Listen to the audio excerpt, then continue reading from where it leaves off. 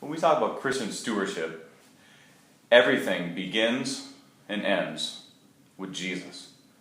So it's kind of like this. Christian stewardship is much like the Christian life. The story goes, let's say you're walking down the street, and as you're walking down the street, someone comes up to you and hands you a big $100 bill, not big, $100 bill.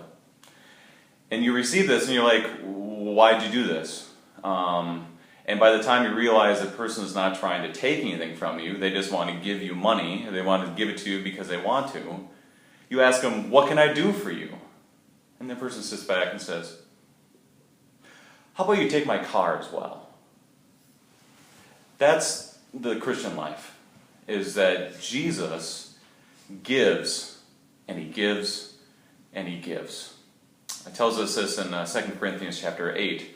For you know the grace of our Lord Jesus Christ, that though he was rich, yet for your sake he became poor, so that by his poverty we might become rich.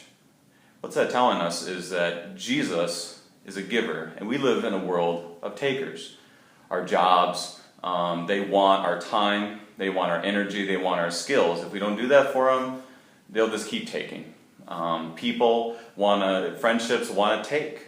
Take. Everything is about taking.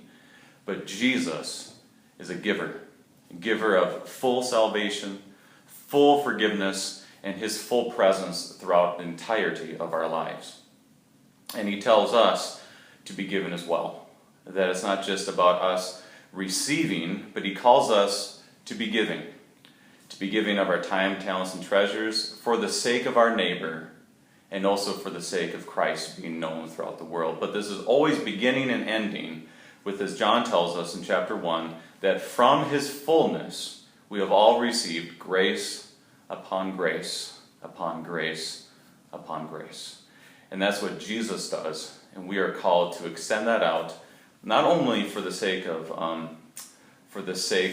because God has done this for us, but we give and we serve because Jesus has first served us and for the love of the neighbor. That is Christian stewardship.